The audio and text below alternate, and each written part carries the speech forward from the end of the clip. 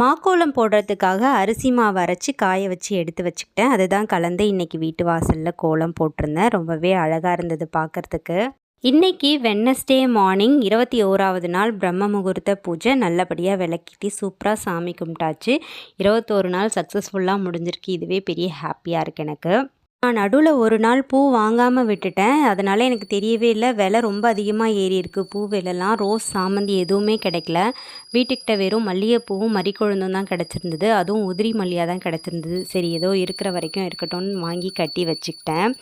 இன்றைக்கி மல்லிகைப்பூவும் மறிக்கொழுந்தும் தான் வச்சு சமாளிச்சுக்கிட்டேன். அடுத்த 2 நாளைக்கு நம்ம வீட்டில் மறிக்கொழுந்தே மல்லிகைப்பூவே தான். இதை வச்சு தான் ஓட்டி ஆகணும்.